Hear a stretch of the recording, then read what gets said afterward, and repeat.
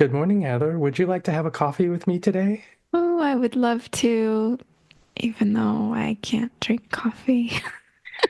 Right. Or your favorite non-coffee substitute. How about Yes, that? today it's very warm. I'm drinking water with lemon juice. That's good. I'm drinking water with just water. So, yeah, I think we're on the same page today. Yeah. I think in times like this we need to stay really hydrated. Yes. Yes, I agree. So, Yes. what is the latest going on in the world today that you'd like to Uh, discuss? well, I mean, what I'm noticing, which is kind of dovetailing with a book I'm reading by Natasha Lennard called Being Numerous Essays on a Non-Fascist Life.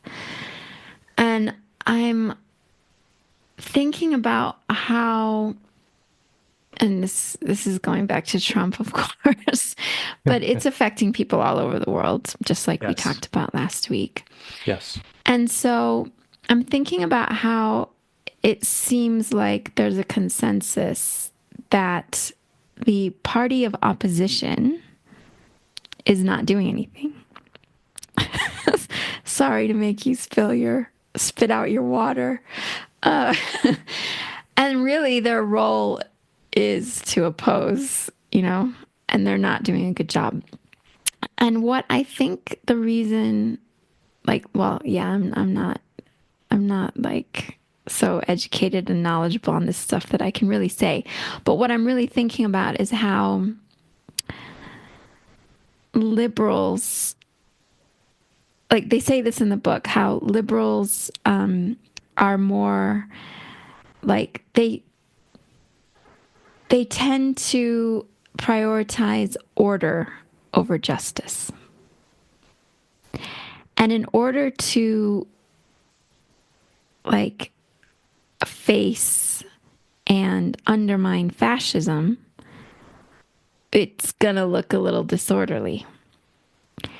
And so, like, imagining Democrats getting really disruptive is like hard. It's hard to imagine that because they're like the party of like we do things by the book, the rule of law.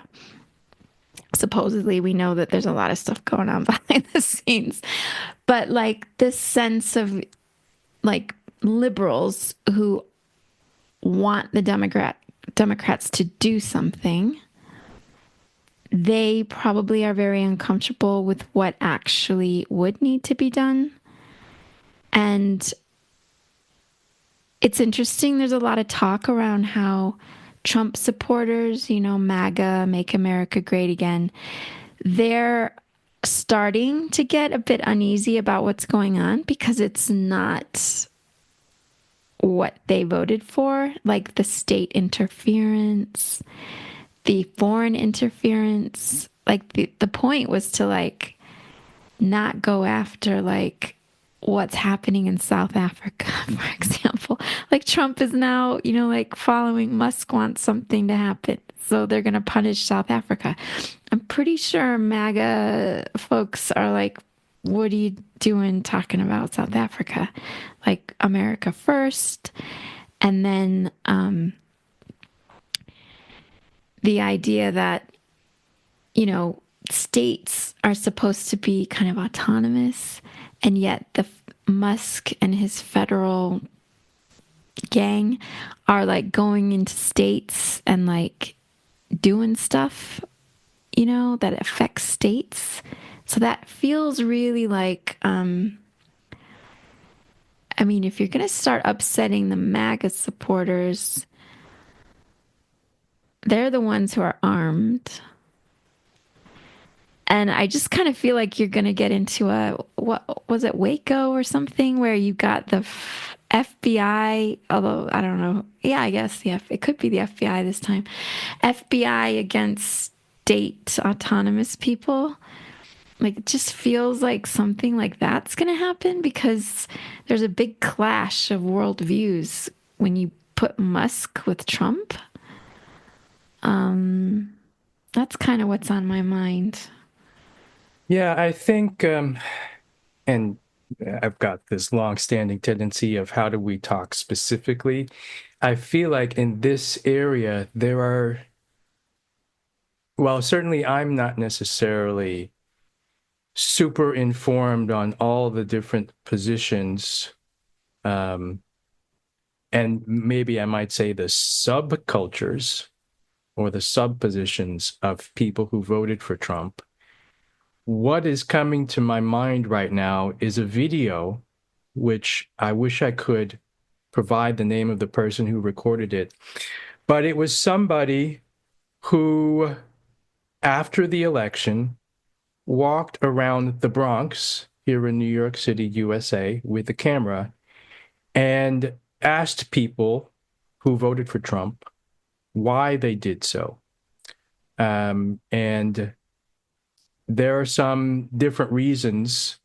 I can't remember all of them off the top of my head, but some people talked about believing Trump would bring more economic opportunities.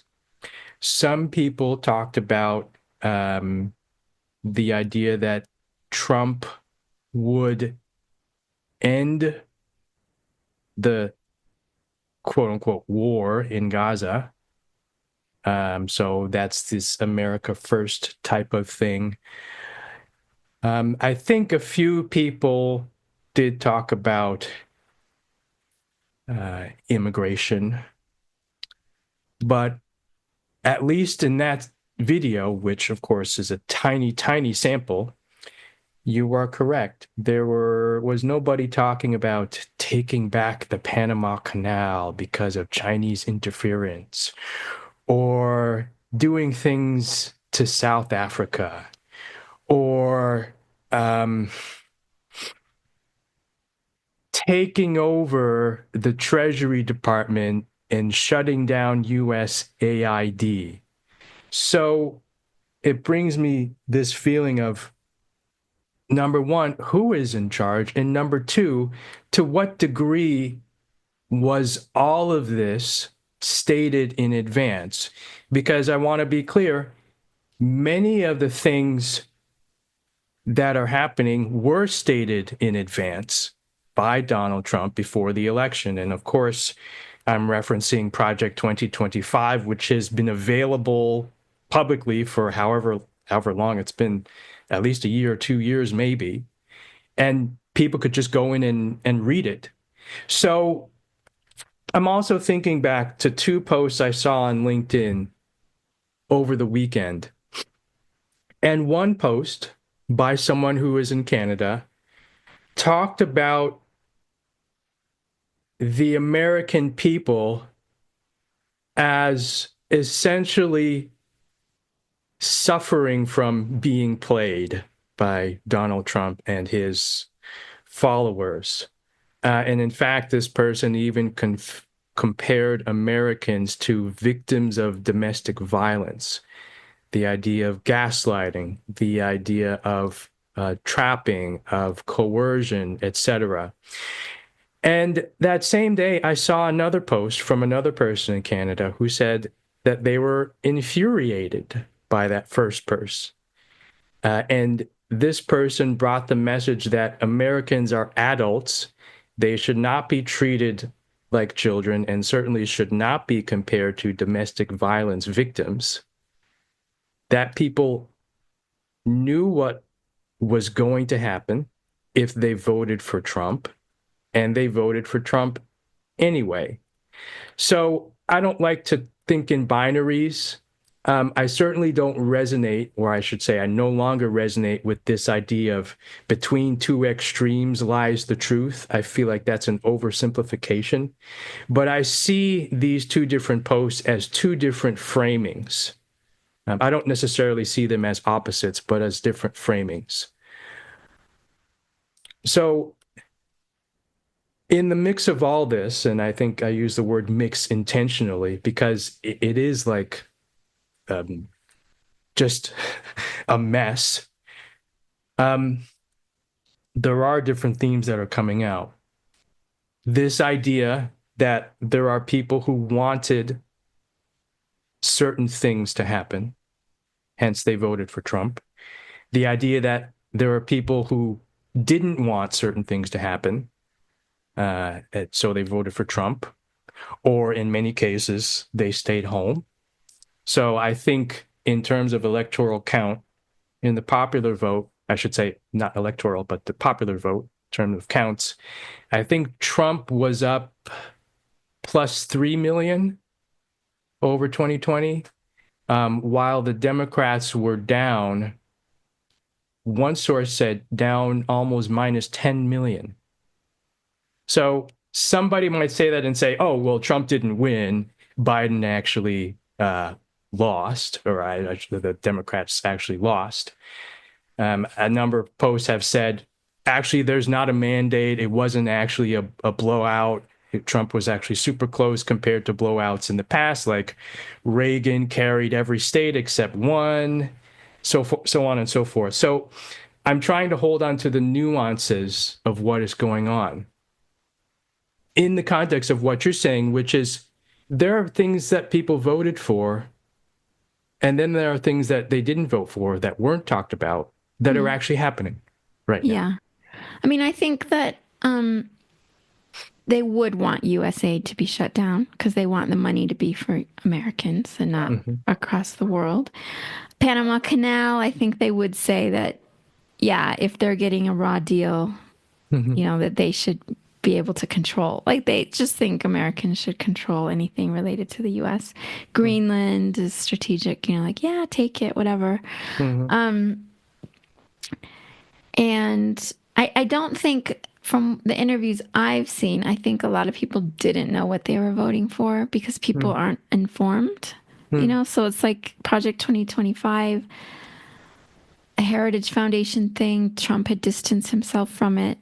And a lot of people didn't know what it was. It's like, I think there's a lot of people that are like into politics and they know this stuff, but then there's loads of people who didn't know who the VP candidate was, just loads of on the street people who say the economy sucks, I'm going to try someone else. That's like the way it works. That's as sophisticated as it can be. So I wouldn't really say either, though, that they were being gaslit, because it's like they're just going by, my life isn't going well, it's the fault of whoever is in charge, let's try a different party. And yeah, the popular vote thing, I think, is tricky because there are people like me. I'm a New York voter and I don't vote.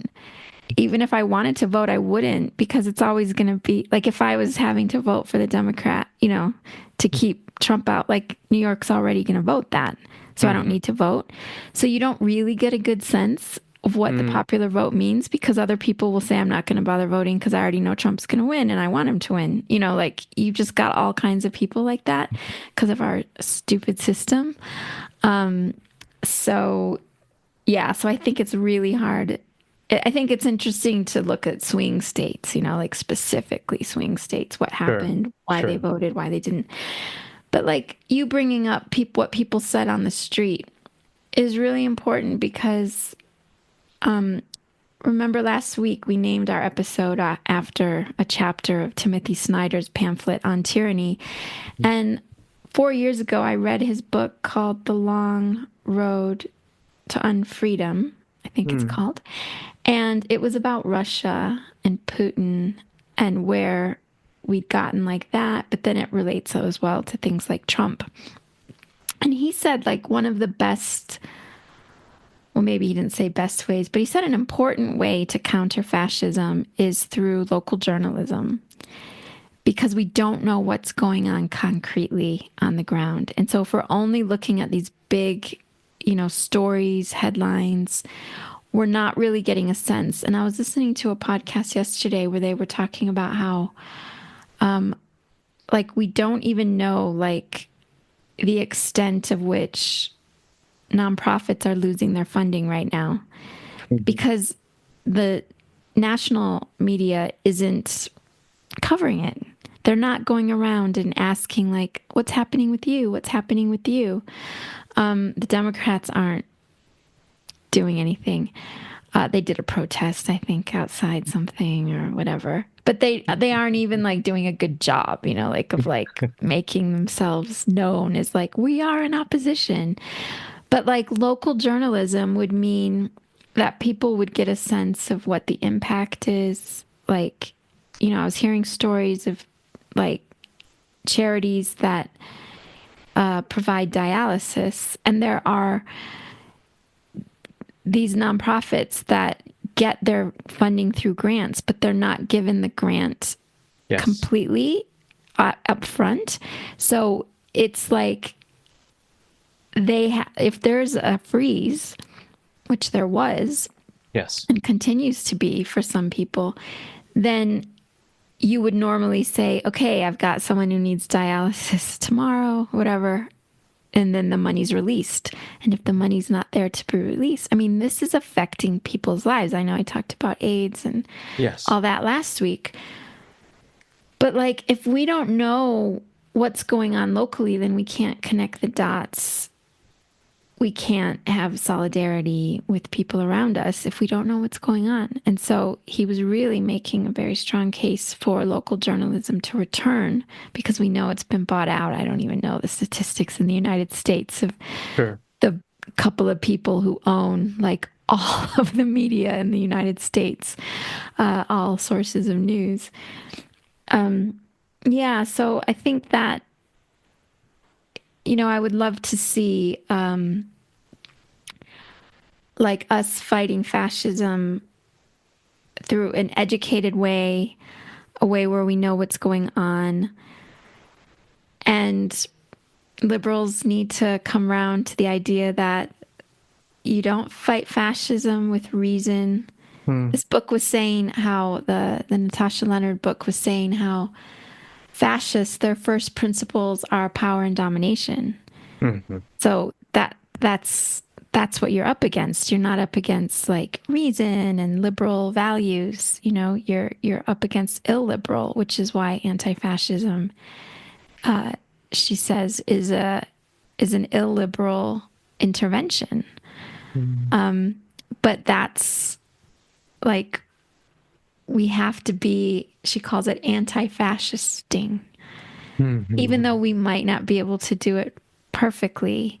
But Sure. any place where we see domination and oppression, we need to be working against it.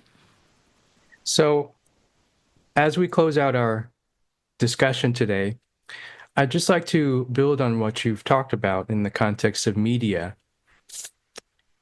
I have here in front of me an article which I have not yet read because I saw it just about 15 minutes before you and I started our recording. The author is Garrett Graff. He wrote this article February 1st, so a couple of days ago. Today is Wednesday, February 5th. The title of it is Musk's Junta Establishes Him as Head of Government. And the subtitle is Imagining How We'd Cover Overseas What's Happening to the U.S. Right Now. And I'm looking at this article, which I'm not going to read through, in the context of a few videos that I've seen on YouTube over the last couple of days. And each has brought its own flavor on the topic of large media organizations such as the Washington Post, the LA Times, and also social media platforms such as Facebook, either being sued by Donald Trump, being threatened with litigation by Donald Trump, and in some cases, as you and I have discussed previously, essentially preemptively burying or canceling or framing stories such that Mr. Trump does not get angry.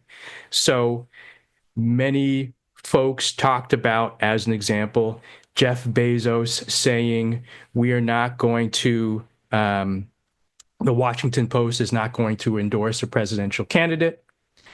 The similar thing happened with the LA Times, and I can't remember the name of that billionaire owner who owns the LA Times.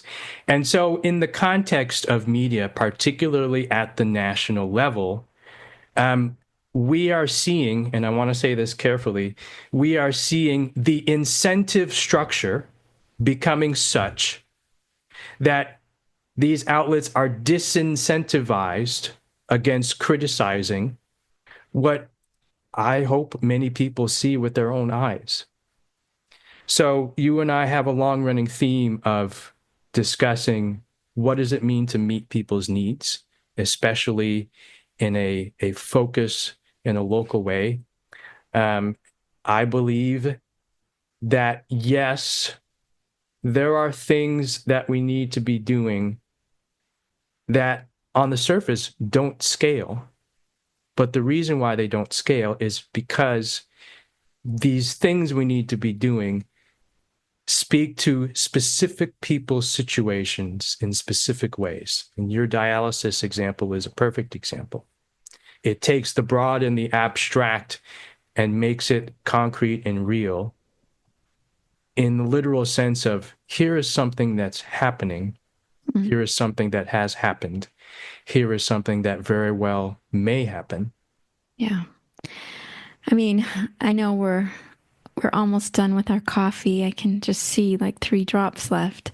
But just to throw out that something else I heard was your disincentivizing piece is that courts, judges are afraid to make rulings that will just be ignored because then everyone will see that the emperor has no clothes and that everything that we think, like this country, the United States, is founded upon is just fragile, and anyone could come along and just say, no, we're not going to follow it. Yes. So that's why we need to learn how to take care of each other and get each other's needs met. This is hopefully, like, it's painful. I think it's a painful wake up call, but better late than never. Welcome aboard anyone who's starting to see that the state is not on your side. 100% agree. I'm glad that we talked today, Heather. Yeah, thanks for inviting me for the coffee. And I look forward to bumping into you again. Maybe I look next forward to the week. same. Yes. All Yes, right. next week. Take care. Bye-bye. You have been listening to Morning Tinto with Heather Luna and Chris Musay Sequeira. Every time we record, we build on the news of the day to be as freshly brewed as possible. Subscribe to our podcasts, leave a comment if you can, and stay tuned for further recordings. Talk to you soon.